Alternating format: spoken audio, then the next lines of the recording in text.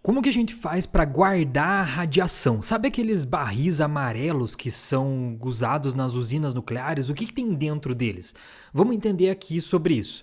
Primeiro vamos lembrar sobre os decaimentos radioativos. Ah, Denis, eu não lembro nada. Então vamos explicar aqui passo a passo. Tudo que existe na natureza é feito de átomos. Você, um guarda-roupa, um urso de pelúcia, um elefante, todo mundo, tudo, exceto a matéria escura, tudo é feito de átomos. Esses átomos, eles têm diferentes tamanhos. Então, por exemplo, o átomo de hidrogênio é um átomo pequenininho. Já o átomo de urânio é um dos maiores que existem. Essa diferença de tamanho interfere numa coisa que nós chamamos de estabilidade do átomo. O átomo, pensa comigo, se ele é uma coisa muito grande, ele acaba sendo mais instável do que um átomo que é menorzinho. Eu sempre dou o exemplo para os meus alunos do seguinte: imagina que você está fazendo uma bola feita de barro. Então você vai lá e faz uma bolinha bem pequenininha.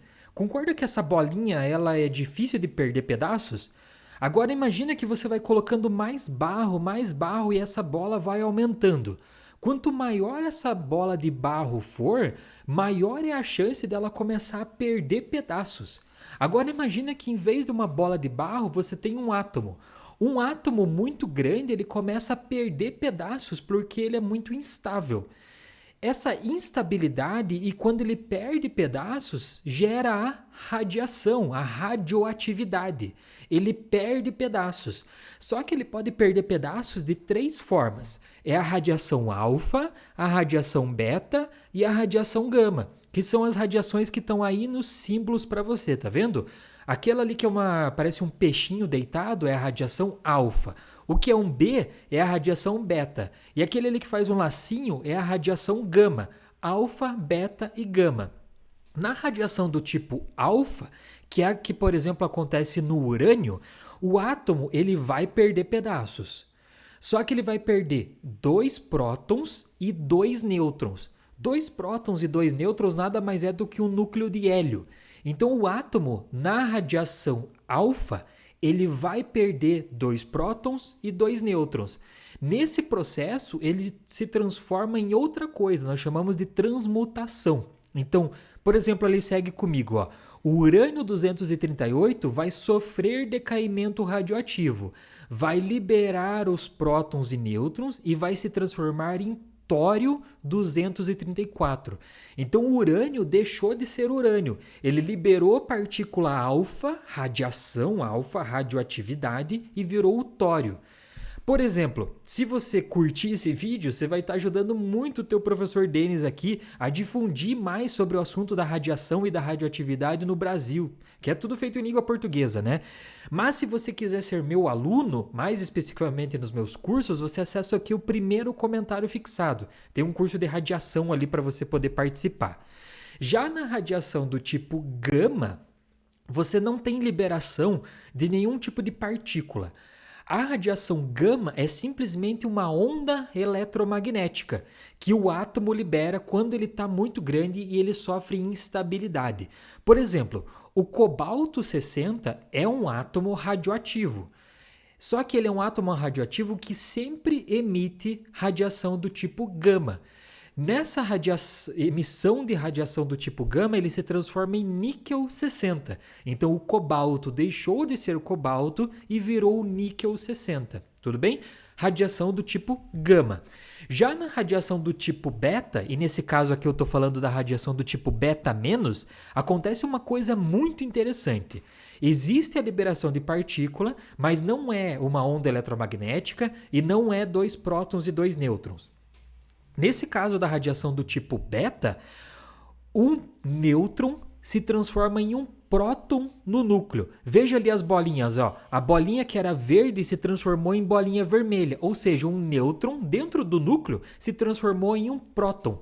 E nesse processo, para equilibrar a natureza, o átomo libera um elétron e um antineutrino.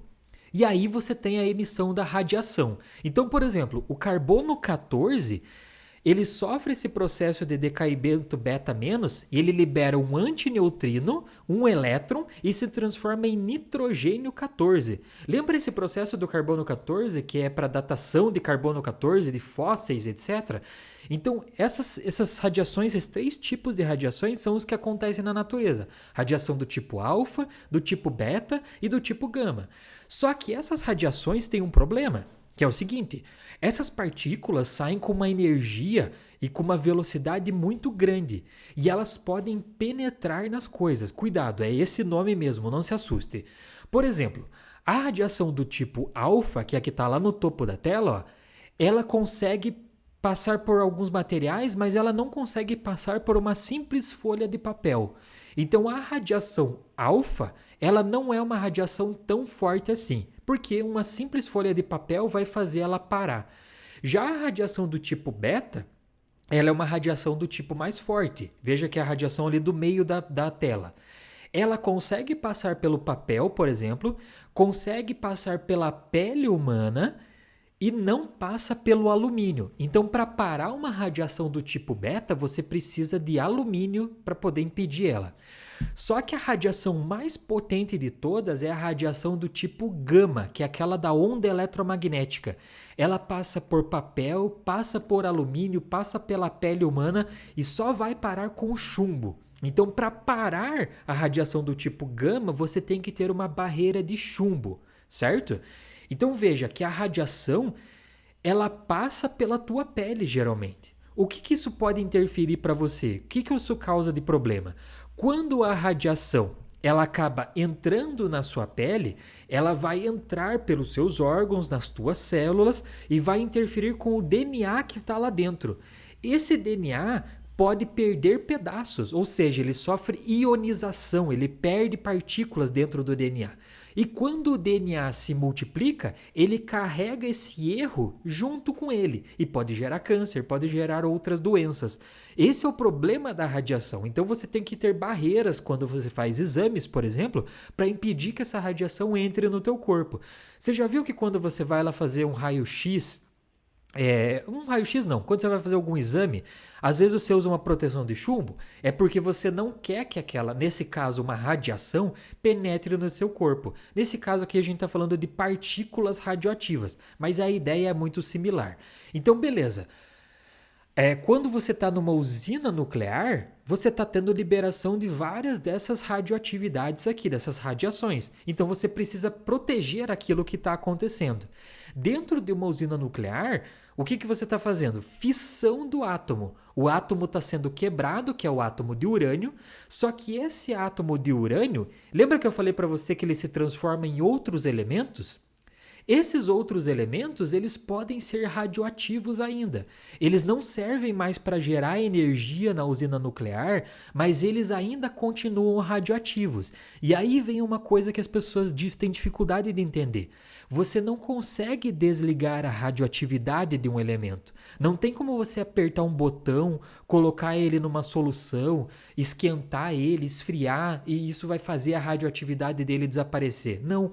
A natureza criou aquele elemento radioativo e ele vai ser radioativo para sempre enquanto ele existir, certo? É claro, com o tempo ele vai se transformando em outros elementos e vai perdendo o poder dele até o momento que ele vai desaparecer. Mas enquanto ele está sofrendo decaimento radioativo e emitindo partículas, ele é perigoso. Então o que acontece numa usina nuclear é que existe um lixo nuclear. Por quê? Lembra que eu falei para você agora? O urânio que está sendo usado na usina nuclear é o que gera a energia. Só que quando ele não é mais urânio, ele não serve mais para gerar energia, mas ele continua sendo radioativo. Então os técnicos têm que tirar aquele elemento lá de dentro e fazer alguma coisa com ele, porque ele vai continuar sendo radioativo. Você não pode jogar na natureza. Vai causar problema para as pessoas, para os animais e tudo mais. Então esse material que sai do núcleo da usina nuclear nós chamamos de RAA, que é o rejeito de alta atividade. Esses rejeitos de alta atividade são colocados dentro de alguns locais. Vamos ver aqui passo a passo? Aqui, ó, dentro do reator nuclear ali onde você tem o Homer, você tem esse material que são os cilindros de urânio, que são os cilindros que vão gerar radiação. Com o tempo, esse urânio vai deixando de ser físsil e vai se transformando em outros elementos. E aí eles colocam dentro desse cilindro. Dentro desse cilindro, ele vai ser colocado num outro local depois que eu vou mostrar para você, e ele vai durar 1 ano mais ou menos aqui, ó, dentro dessa piscina. Essa piscina vai ser coberta de água, dentro vão ser colocadas essas cápsulas e dentro das cápsulas o urânio. Essa piscina vai impedir que essa radiação, nesse primeiro momento de 1 ano, vaze para o meio ambiente. Então, o material que sai lá do núcleo da usina nuclear passa primeiro por esse processo aqui. Concorda comigo que o Homer, que está trabalhando lá, ele também está exposto a uma certa radioatividade. É claro, ela é muito baixa, porque tem toda a segurança para as pessoas que trabalham lá. Mas esse material, com o tempo, também vai ficando radioativo. Então, por exemplo, luva, óculos, touca, é tudo que nós chamamos de RBA, rejeitos de baixa atividade. Já as peças que ficam dentro do reator são RMA, rejeitos de média atividade. E aí essas peças de reator e a roupa têm caminhos diferentes. As roupas, por exemplo, elas passam por uma lavagem antes com materiais especiais e depois são colocadas dentro de um barril metálico que tem concreto lá dentro. Os caras colocam concreto dentro do barril. Já as peças do reator não adianta passar por lavagem, elas vão direto para o teu barril e lá dentro elas ficam. Veja que esses barris amarelos que você vê aí na internet, na televisão e nos filmes, tem material radioativo lá dentro, mas não é o urânio que saiu do reator nuclear. Dentro desses barris você tem os rejeitos de baixa atividade e os de média atividade. Mas depois eles são colocados num depósito intermediário, que depois eles vão passar por um outro processo, certo? Lembra agora que eu falei lá no começo do material do urânio? O que a gente faz com ele? A gente deixa dentro da piscina? Não, deixa dentro da piscina durante 1 ano. Depois disso é que vem o problema. Por quê? Esses rejeitos do urânio, eles vão ser colocados dentro de um cilindro feito de vidro, depois vai ser colocado dentro de um outro cilindro de aço carbono e depois dentro de um outro cilindro de carbonítio. Então veja ali, ó, que você tem todo o material ali que vai ser colocado. E aí, a gente pega geralmente esse material e joga ele para dentro da Terra. Exatamente, numa coisa que nós chamamos de depósito geológico. Lembra que eu falei? Esse material vai ser radioativo meio que para sempre, porque o tempo de meia-vida dele é muito grande, de bilhões de anos. Então não tem como você guardar ele num prédio. Por quê? Porque você não sabe o que vai acontecer com esse prédio daqui a 1000 anos. Talvez ele nem exista mais. E vai que sofre um atentado, alguma coisa, e todo esse material é liberado na atmosfera. Então não pode, você joga ele para dentro da Terra, que é mais seguro, no que nós chamamos de depósito geológico. Aqueles barris de radiação amarelos que eu falei para você não vão para esse depósito não. Eles ficam guardados, porque eles têm um tempo de meia-vida menor. Daqui a algumas centenas de anos ele já vai estar livre para você poder retirar aquele material. Mas o urânio que saiu do reator nuclear tem que ir para esse poço aí, para esse depósito geológico para dentro da Terra. É um grande problema, né? E aqui você tem algumas imagens desses barris estocados. Beleza? Se você puder curtir esse vídeo, você vai ajudar muito o teu professor Denis aqui e vai ajudar outras pessoas a receber esse vídeo, ter esse conhecimento sobre ciência, sobre radiação.